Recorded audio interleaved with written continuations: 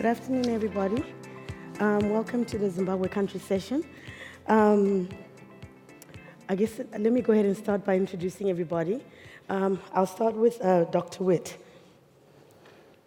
from KFW, if you don't mind coming up, please.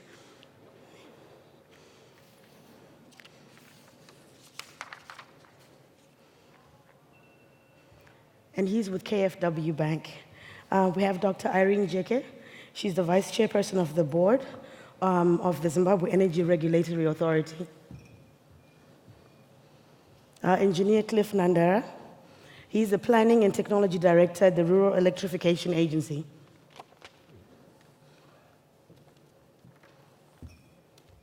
Dr. Gloria Magombo. She's the permanent secretary with the Ministry of Energy and Power Development, Zimbabwe. And last but not least, I would like to introduce our Honorable Minister, Fortune Chasi. He's the Minister of Energy and Power Development, Zimbabwe. Without further ado, I'm sorry, Minister, for making you sit down. If you don't mind coming up, we're going to get a few words from our Minister. Oh, I think I need to be sitting on. Do you want to sit? Mike, yeah, please, if you don't mind, just moving.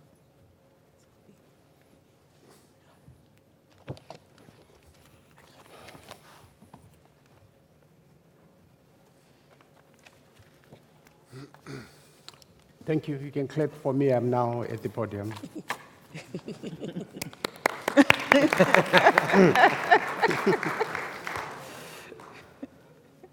Good afternoon, everybody. I'm deeply honored to be here to speak about opportunities in Zimbabwe. This is because Zimbabwe is open for business. We are good and ready for you. In terms of all aspects relating to energy, and I'm going to touch on a few areas that relate to energy that I think will be of interest to you. But my starting point is to say that Zimbabwe is on this cusp of serious development, and energy is at the epicenter of all that that we are going to be doing. I want to assume that all of you have some familiarity with where Zimbabwe is. We've got South Africa is on one side as our part of our border. Also have Mozambique, Zambia, Malawi. We have a population of about 16 million people. And slightly above half of those people have got no access to power. And it is very critical for us going forward that we must be able to accord our population sufficient power in order to ignite meaningful economic development. So I think that parameter on its own, the population that has got no access to power, gives you an indication of the work that needs to be done in the area of power generation to cover our schools, our clinics, domestic use, farming operations, and so forth. And then the big businesses, the mining entities that are there that require continuous and uninterrupted supply of power. I'm aware that most of you have lots of experience around areas of energy, and maybe I'm the least qualified to give you any lecture really around those aspects. But as I said, 52% have got no power. And right now we face significant challenges in the area of power generation. Those of you who are familiar with Kariba Dam, which is really the foundation of energy in Zimbabwe, so to speak, will be aware that its condition has deteriorated over time, and it's now hovering around 30%, meaning that hydropower is significantly gone down. Our thermals are not in a terribly good state. They are antiquated, and we need to look at that area of investment as well with respect to modernization and construction of other thermals where they are feasible. Our internal capacity is 1,500 megawatts out of 2,200 megawatts installed capacity. But when I mention the peak period, we're currently load shedding. And I think some of the people here are the most unpopular in the country because of load shedding, and the public finds it very difficult to understand why that is the position. So the deficit that we have, we must come up with a plan. And the plan that we have involves some of you who can come to invest in power generation in all sorts of areas so that we have a planned power arrangement in the country arising from a clear shortfall, a deficit that exists at the moment, because our demand is at 1,700. But we want to go beyond this. We want to go beyond simply solving our power problems by ensuring that instead of being a net importer of energy, we also want to be able to export that energy. We've got lots of capacity in terms of solar. There's hardly been any meaningful investment in that area, and that's an area that we would like to address for a variety of reasons.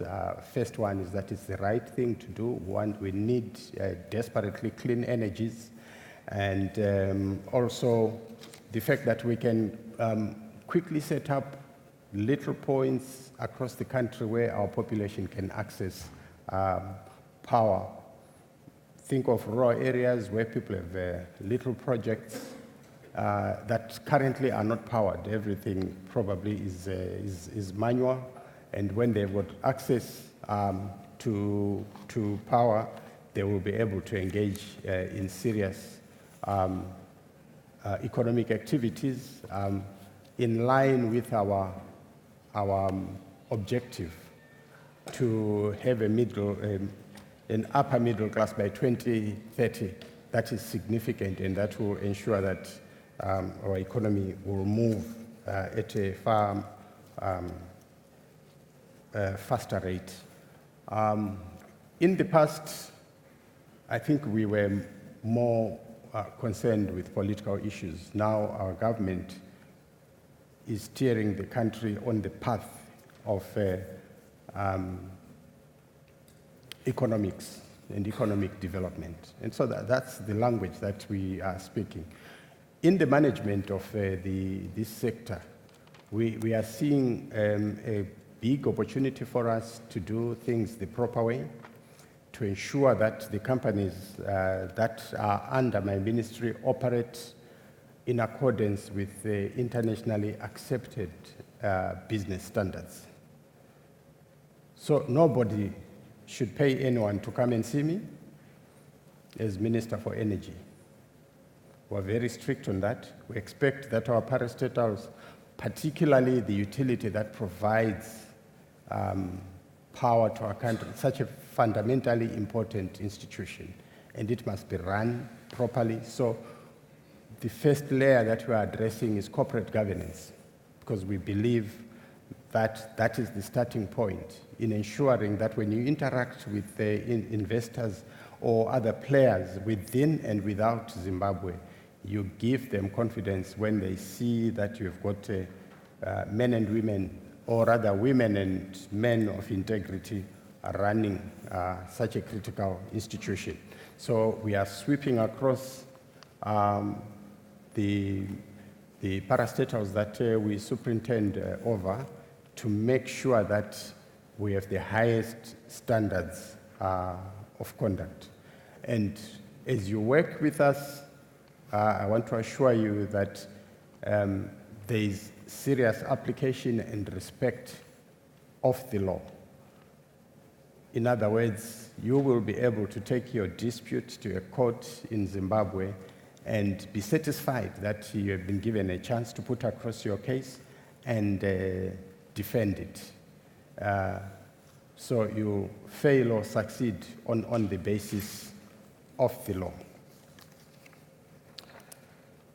Now, as I indicated, Zimbabwe has an electricity installed capacity of 2,200 megawatts, with the Zimbabwe Power Corporation contributing 95% of this, and 48% of the capacity being from thermal-based power plants, and 52% of the capacity originating from the Kariba hydro project that I've spoken about. We have had a misfortune in that for some, climate change is not real, but for us it has been very real because we have seen the dam receding. We have also experienced the cyclone recently, and we are not in a position to immediately do anything to reverse what climate change is about, but we can see that it's very, very real. It's also affecting us on the other side, less visibly, but with respect to a drought that is incipient and in some cases affecting people quietly. But we believe that if we empower our economy with power, we may be able to mitigate some of the challenges that we are currently facing. So we also have mini hydro projects and small solar power plants. Licensing for generations for projects above 100 kilowatts. We are looking at this licensing regime because we have carried out a review, and it is clear to us that there are significant numbers of people with licenses that are not operational. So going forward, our expectation is that once we've got our integrated resource plan, we will look to investors who will then come and fit into the plan that we already have, which, as I said, first of all, is meant to address the power deficit that exists, but also to ensure that we go beyond self-satisfaction and we can deal with the exportation of power. Well, we are looking and working hard to grow towards 11,000 megawatts. And I believe that there are many people here who will be willing to come and take that space. What is it that we are doing as a government to ensure that when you come to invest in Zimbabwe, you are not sent from post to pillar? So the work begins with the government via my ministry taking charge and responsibility for not only interacting with investors, but also making sure that we shorten as much as possible the period that you have to go through in order to get a license. And I'm happy my colleague from the regulatory authorities here. We have had very serious discussions around the need for everyone to understand that time is of the essence, and nobody has time to wait for 6 months for consideration of a license. And we are going, provided that you've been given sufficient information, we are going to make sure that we speedily consider the application. Sometimes by having a round table for everyone that is involved so that we understand what are the teething issues that relate to that particular application, and those that the ministry can deal with immediately.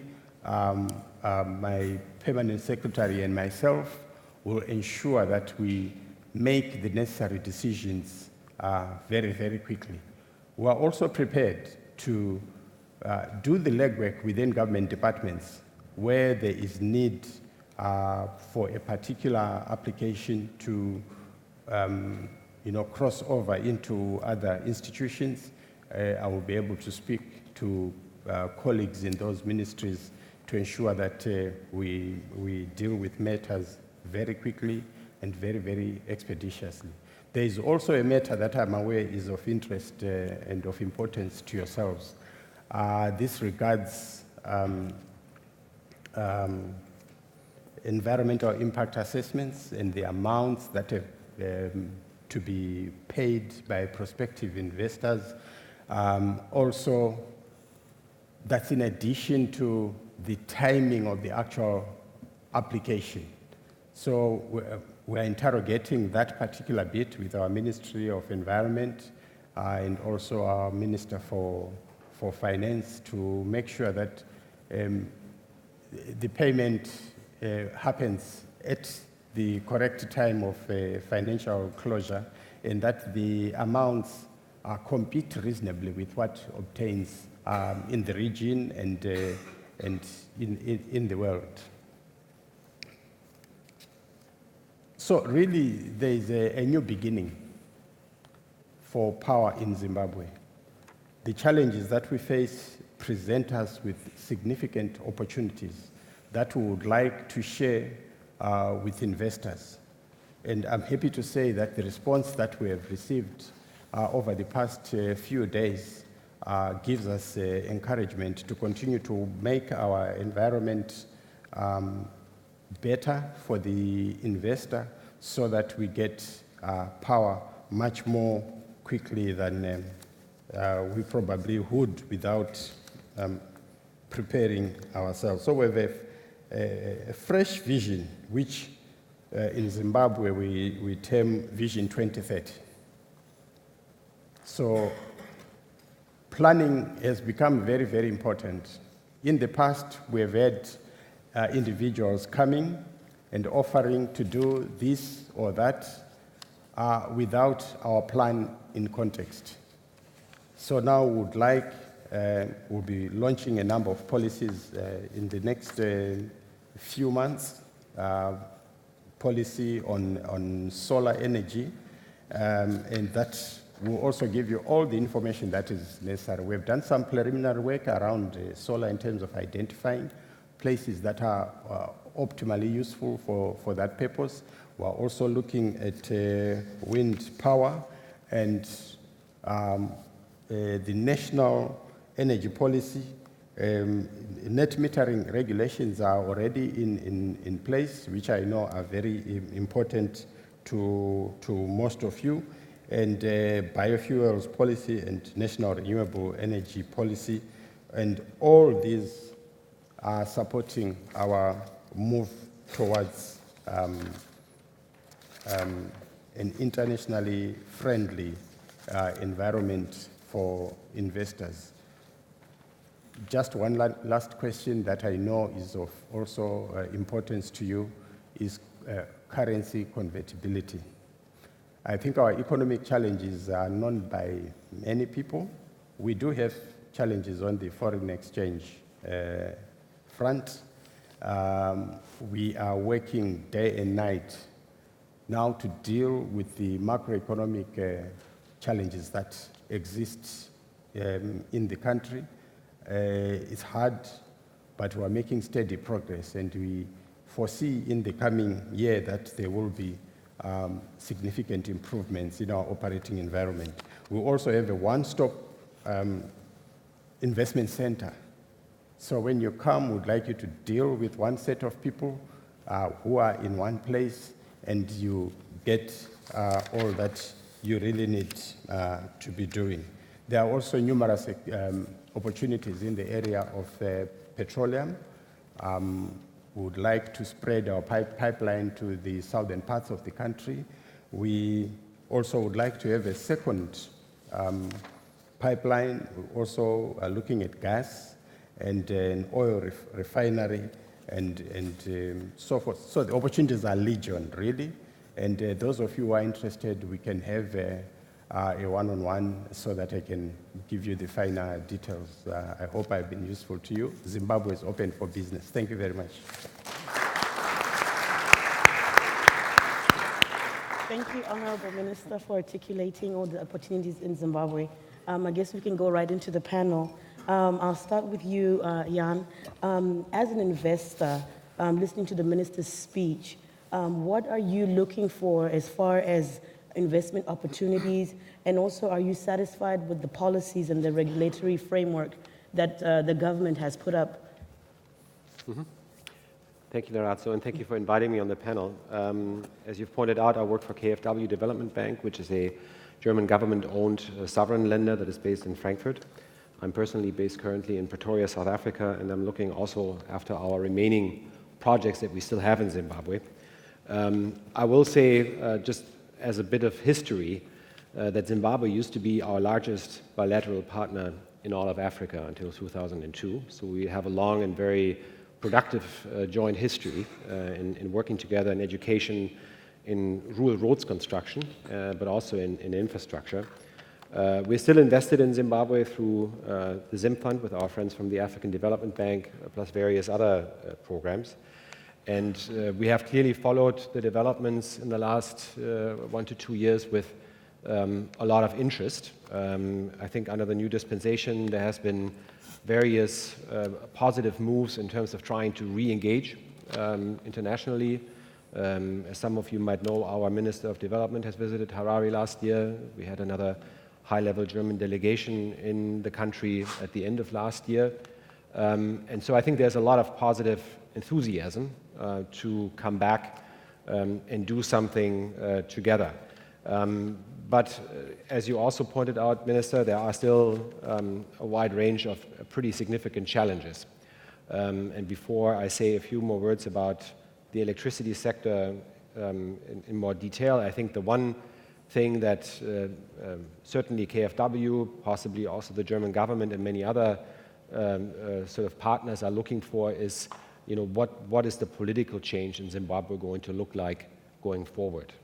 I think there's been some positive movement on aligning the constitution or aligning laws with the existing constitution and so forth. And I think what many of us hope and expect is that Zimbabwe makes good progress on that front and moves the country forward in terms of political reform. On the economic front, as you also just highlighted, I think there are two big elephants in the room.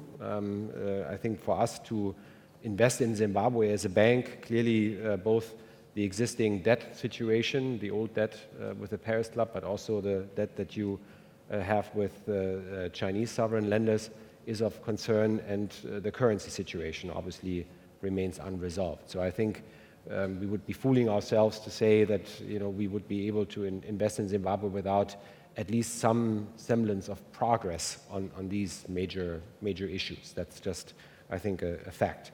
On the power sector, I think we've had various engagements with the Ministry of Energy. I think we are very impressed with the speed and with the dedication that the ministry is taking various reforms forward. I think what we've heard from the minister today in terms of putting in place a promotional policy environment, including for promoting renewables, certainly for us is a very positive thing. I think work needs to be done clearly on the viability of the financial structure of the sector. We haven't quite understood yet, how ZESA and ZEDC really look like in terms of their balance sheet and their liquidity position. But my understanding is that there is work to be done in terms of tariff structuring and balance sheet restructuring to make the sector as a whole bankable, as it were. I think development of an IRP is critical for us as well to create some sort of predictability and a planning horizon for investment. I think that's one thing that we are lacking in many other countries, and that is becoming, it sounds so bureaucratic, but it becomes a real hurdle over time when you don't know, what government is really promoting in terms of least cost expansion in the sector.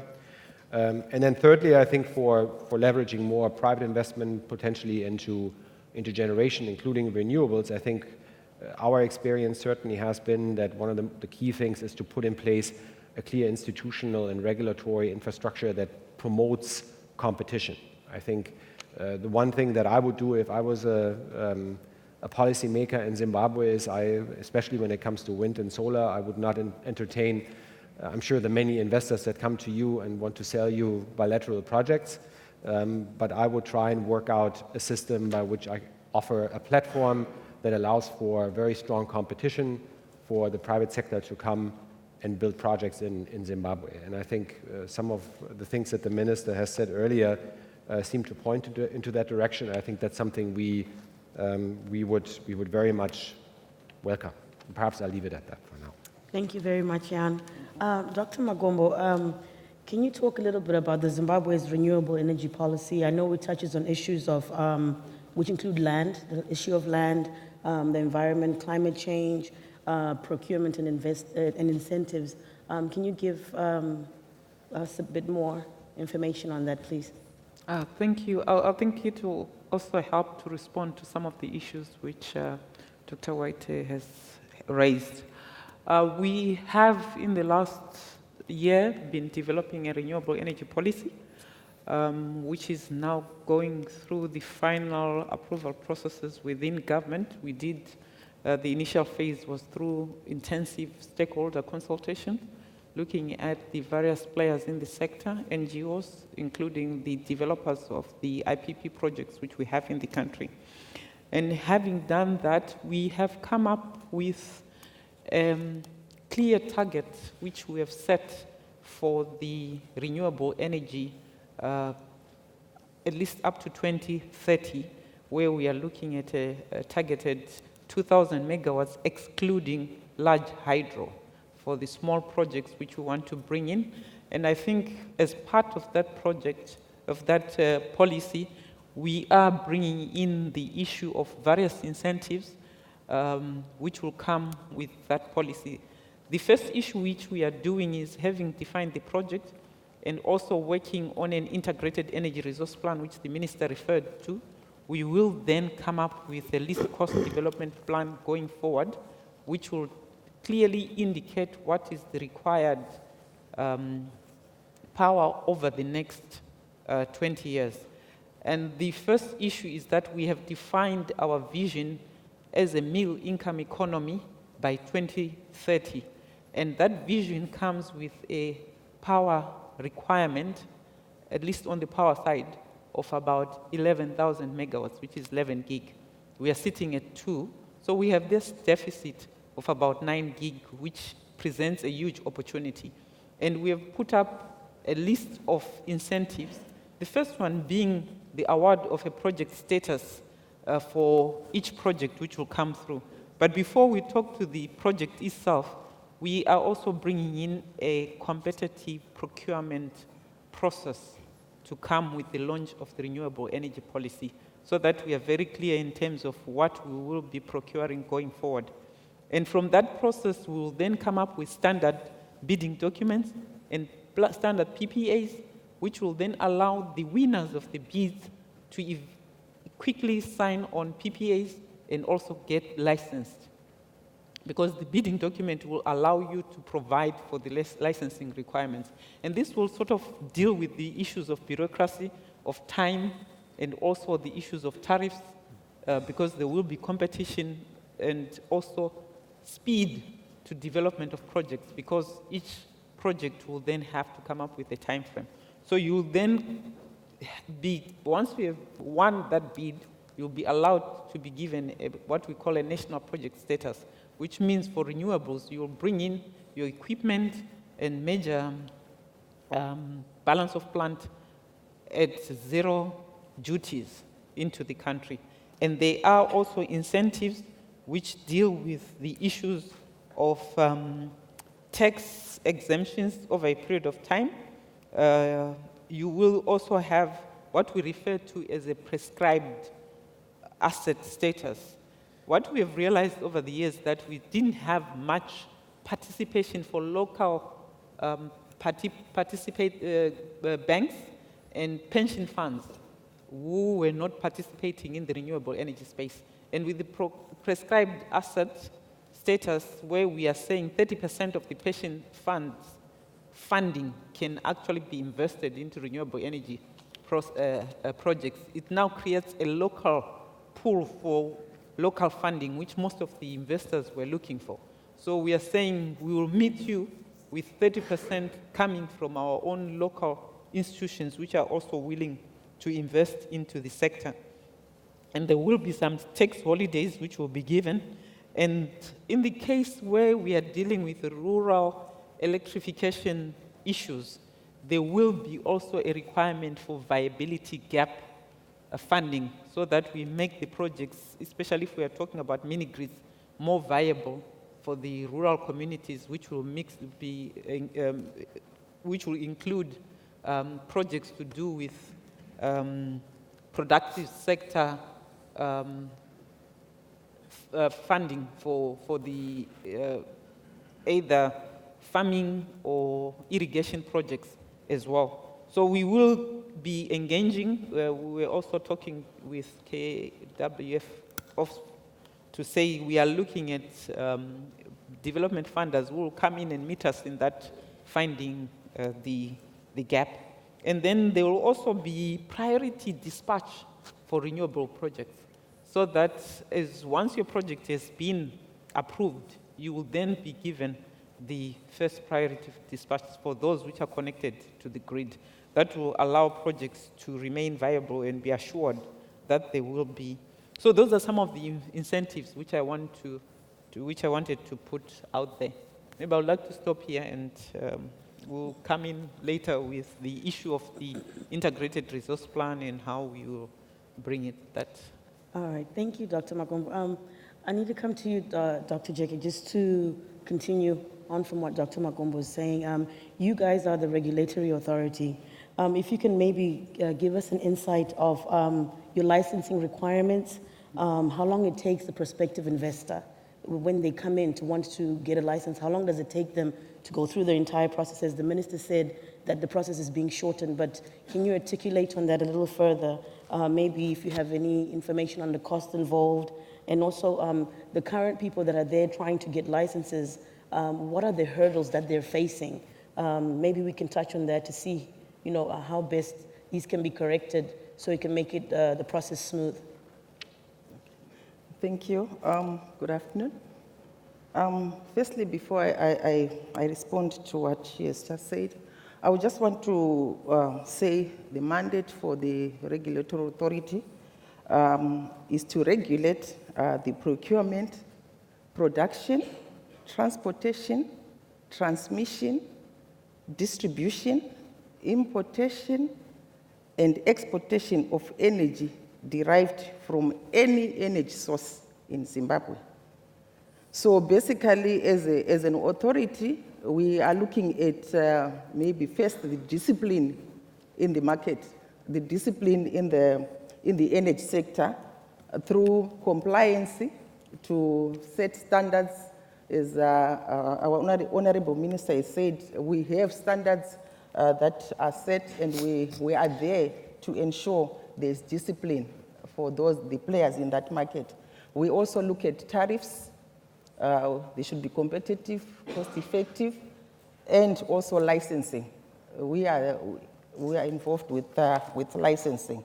So regarding the application process she talked about, the applicant will submit an application to the authority, and then the application is advertised in the media, the local press mainly, and then it will be given like 2 weeks seeking objections from other players, and that will take 2 weeks. And then also there's a review of the application process where we'll be doing due diligence and then make decisions. That will take about 30 days. So in our stakeholder charter, we talk of 90 days, but as our Honorable Minister has said, we are reducing that to say 2 weeks after the mandated issue of putting in the press we can issue out, if everything is okay, we issue out within 7 days. That is if our environment authority also has given a green light, and other stakeholders, we will reduce it to 7 days. And then the application requirements. These constitute a number of documents, and these are found on our website. That's the application form, the feasibility or pre-feasibility report, the grid impact assessment report undertaken by the utility in charge of transmission and distribution, full environmental impact assessment report, the EIA prospectus on the potential negative impacts and mitigatory measures. The land lease, you have to give us the land lease, ownership documents from the relevant authorities. Then there's also the financial information, that is the project cost, projected cash flows, financial statements from previous years, proposed tariff for the project. There's also the business plan, water supply agreements, fuel supply agreements, the EPC agreements, and funding agreements. So these constitute the requirements that we require as the authority. Maybe I'll stop there. Okay. For the time being. Thank you, ma'am. So just to round up, we're saying that you guys as the ministry are trying to cut it down to 90 days for the process. I'm sorry, did I hear that correct? Yes, okay. Our stakeholder charter, it talks about 90 days. Okay. But definitely, we can reduce it to a minimum of maybe 21 days, including the 2 weeks that we are supposed to put in the media. Oh, all right, that's in the great. press. Engineer Nandara, renewable energy is a big thing now. With you being part of the Rural Electrification Agency, currently in Zimbabwe, there's I think roughly about 58% of people without access to power. What are you as RIA doing to expand your current power network and to make sure that power reaches everybody in the rural sector? Thank you, Nyaradzo. Traditionally, we've extended grid to pick up customers in the rural areas, and we've used levy income that we charge on electricity consumption. On every electricity bill, we dock a 6% over that. This is what we have used to extend the grid to the rural areas. Then, as you may be aware, it has become very costly to extend grid to areas that have the least capacity to pay for that. So it's really not a viable enterprise to continue along that trajectory. So what then means is if we don't access traditional funding sources, this 58% might not see the grid on their doorstep in the foreseeable future. So this then means we look to other technologies to provide energy to the rural areas. So we ride on the, for instance, United Nations Sustainable Energy for All initiative. And in this regard, instead of providing a one-size-fits-all, which is the grid, the customers must be supplied with the energy form that conforms to the capacity to pay. We then find that the off-grid arena comes in with a suite of solutions that fits the diverse income levels of the rural areas. So the 58%, much of it will be shifted from the grid to the off-grid. And at the lower end, we look at solar lanterns. And then we move through solar home systems, and at the upper end, there are microgrids and mini-grids. So we are in the process now of creating mechanisms to enable the customer groups to access the energy form that accords with their capacity to pay. Traditionally, there's been direct sales of these products or these commodities to the market, you then find that suppliers are eager to push volumes, regardless of the quality that their products have. And on the other hand, the customers are eager to buy the cheapest solar lantern on the market. Then that kind of market arrangement is not sustainable.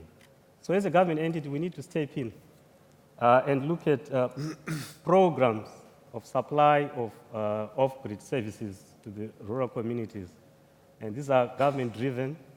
And if you take solar systems, for instance, we would like then the private sector to distribute quality certified products that are durable, but that meets the requirements of the customers. That way, the approach is systematic and territorial, and then ultimately will ensure that the whole country has been supplied with the appropriate energy form that the customer can afford. So the private sector plays a big role in that regard. And at the moment, the market is still in its early stages. So together with together with the suppliers, which is the private sector, as the government entity and the government itself, we would like to work collaboratively, come up with business models that are sustainable, so that the direct sales that we see on the market today is laid to rest. Then, of course, the suppliers, they have concerns about getting paid. We would encourage platforms such as pay-as-you-go, where the customers pay periodically through the mobile platform or any other prepayment method. So what the government will do then is to ensure that on the value chain, every aspect is taken care of. And we think this is the only way that we can then shift the 58% from no energy level to full energy level, but energy levels or energy services that are sustainable. So this is our approach. As the custodian of the rural energy supply, we've come up with a master plan, a rural electrification master plan, which shows which areas the grid will go to and which areas the off-grid is going to be set up. So we'll provide market intelligence to the private sector to then come up with delivery models that are caused with their investment intentions, and also that meets the requirements of the customers. So in a nutshell, this is how we've planned to liquidate the 58% deficit. All right, thank you so much, Engineer. Dr. Magombo, I know you spoke a bit about the Integrated Energy Resource Plan. I know it also covers part of what Engineer Nandaro was talking about. Would you like to, you had said you wanted just to elaborate more on it before we go into the Q&A session. Maybe you can give us some information. Okay, thank you. I had almost talked to it because we are in the process of developing that integrated energy resource plan. And it's really not looking at the electricity subsector only, but the whole spectrum of how we want to see our energy space grow going forward. And that's looking at the renewables, the off-grid systems, options, looking at the petroleum subsector, issues of e-mobility also going forward. And we were looking at the whole spectrum of energy forms which the country will need going forward to meet its 2030 demand. And we are in the process of doing the preliminary work on that study. We target, like the minister said, that by the end of the last quarter of the year, we should have a preliminary report ready, which will then go to the stakeholders for input, and before we can then adopt the report. But that report will feed into the system development plan, looking at the least cost development possible. It will also feed into the rural energy master plan as inputs to the main integrated resource plan. We already have a good plan on the rural electrification side, which will then need to be incorporated into the rest. as you are aware, we are still using a lot of biomass in terms of for heating and cooking, especially in our rural areas, even in areas where we have electrification. So we want to move also customers towards the use of biogas as a better and cleaner fuel and use of clean, efficient wood stoves. So it's a whole incorporated program, but I think the rest of the issues will pick them up from what the our audience would want to hear. All right, So sure. I want And to stop right here. before we go into the Q&A, sorry, Minister, I just want to go back to that Vision 2030, the Zimbabwe's Vision 2030, that's been articulated by our president. Energy runs every economy. We need energy. And obviously, there's an energy deficit in Zimbabwe right now. What is your ministry doing to make sure that you meet this demand, especially seeing that there's also different opportunities in the different sectors? For example, mining, that's a power-heavy area, agriculture as well. What are you guys doing to make sure you meet this demand? So when we do get to that 2030, the demand of power is not, we have enough power to cater for not only residential, but also for the industrial sector as well. Well, thank you very much. We expect that there will be increased economic activity in the years to come. And so our desire and our plan is to move away from a haphazard energy situation to a planned situation, which is why I mentioned that our deficit will be clear, and will also be clear as to how much we want to be generated from what source. We've done preliminary work around solar and other renewables, which we can share with prospective investors. We do need to do some more work to ensure that the data is ready, but I know that investors will, when they've identified a specific project, will want to dig deeper into the sites for that project. So we have slowed down considerably on unsolicited bids because they distract us, and they are full of promises which are never accomplished. So we want to be very clear that this is what we want to do, and the investor will have access to that information. And we believe that as we move along that path, we're going to register significant gains.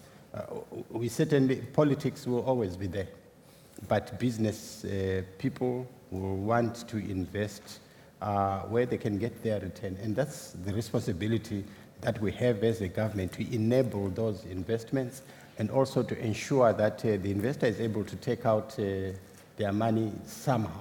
As I said, our macroeconomic situation is still somewhat challenged, but we're making significant progress on a day-to-day basis.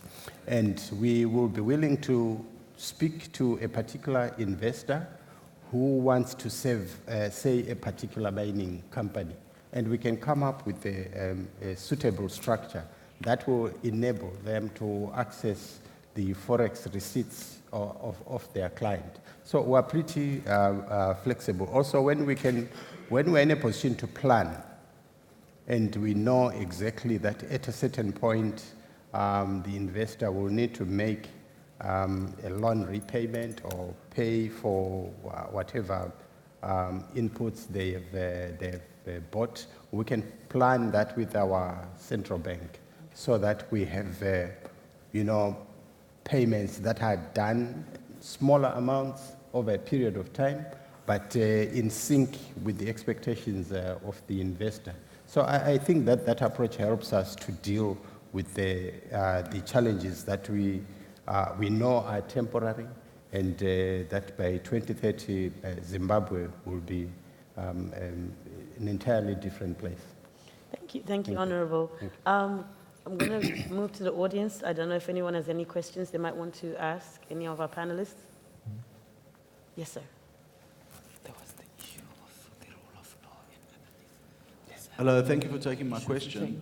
I just would like to know, please, from the Honourable Minister, if you've made a great many assurances in terms of what it is that Zimbabwe is doing from a legal perspective, from a regulation perspective to allow this to go ahead. Do you believe that there are ways in which the energy producers are frustrating their own efforts to be able to provide you with the electricity that you require? What I mean is, are they making your life hard by following a plan that doesn't work nicely with your plan? Because it's one thing to incentivize it, but they may be unknowingly frustrating their own efforts. So have you any advice for an approach that they should take rather than search in a way that is going to be hampered by your system? Thank you. Thank you very much. I think that's a very important question. As a country, we would be very reluctant to blame investors. I think what we're doing now is the proper thing, to have a plan and make it available to the investors and make all the information that is pertinent to a particular investment available to people, because when they come and they're tripping all over, it's to be expected because it's not their territory. It's our responsibility to ensure that the operating platform is conducive to investors. Of course, every investor must do their own due diligence. They must study on their own and get some understanding of what Zimbabwe is about, and in particular the sector and the area, specific area where they want to operate.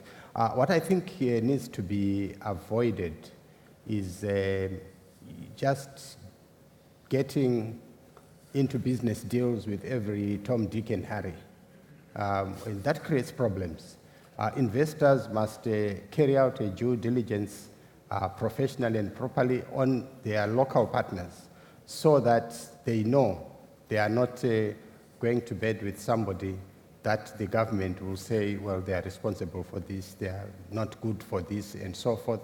And people who are going to increase the costs of doing business by, for example, asking an investor for money in order to have access to a minister. We are not about that. We want to do things properly, transparently, and professionally. Thank you. Any other questions? No. So I guess Maybe whilst they are thinking about the issues, I just want to add on to what the Honorable Minister has said. The issue of the plan is really to bring order and much more long-term planning to the investors, so that when you look at our market, you can see the pipeline of where we want to go, and you can choose the areas which you want to participate in. And that will be done in a transparent manner, which allows you to then look for the relevant and proper partners to come into the sector with you. And that way, there can be better planning for on the investor side and also on our side. And when we call for proposals, we will do it in various rounds, so you can always say, even if I didn't get something now, I can wait for the next round. Target is 2,000, they've just taken the first 200 megawatts, so I can still come in at the next level.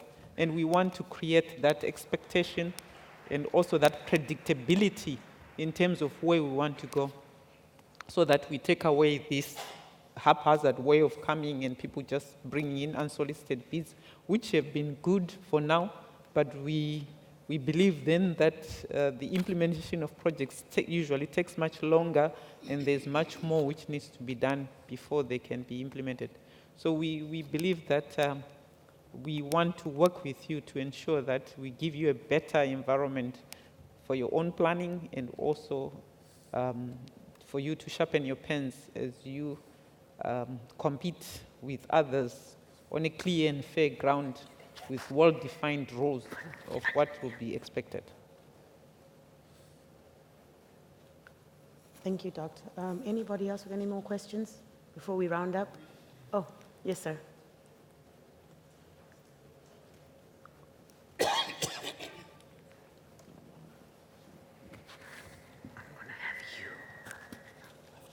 Thank you, Minister, for a very informative presentation.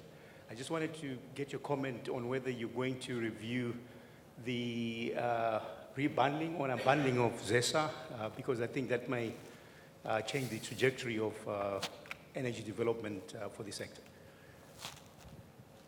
Thank you. A very important question. Since my appointment, I've been focusing a lot on ZESA, given its centrality to generation of power and the economy. But I came in at a time when this process had started, and I tried to understand it, and I find that there is no uniformity of practice across the world.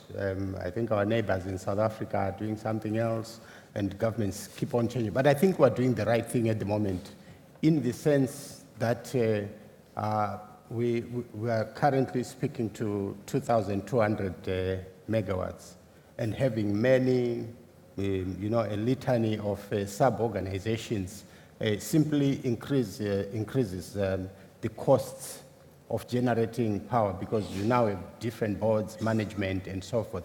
And on the face of it, I believe that what is happening is going to cut down on costs, which, when we speak about tariffs, all those costs hopefully can be sanitized. So we're going to move along that path, although it's something that we still need to address specifically. There are obvious gains, but of course there could be downsides to it.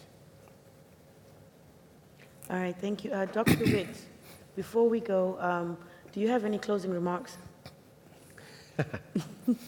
Just very quick, please. No, I will say I hear a lot of encouraging things. I think at the end of the day, it's all about walking the talk. I think there is a gang in place that wants to walk the talk. That is at least what I get the sense of. But the work still needs to be done, and I hope we can all make jointly progress on the path. So I think this is my hope. All right, thank you. And Minister, just to close us off. Yes, thank you. Thank you very much, all of you, for listening very intently to us. What we are saying is exactly what we mean. We think that Zimbabwe is the new kid on the block, and we are there to facilitate your investments, particularly in renewables. We're very serious about the approach that the country has taken, the focus on the economy, and this is a particularly critical area. And those of you who want to interact with us will find us ready to speak to you and to play a facilitator role for yourselves to come and join us in Zimbabwe. Thank you very much. Thank you.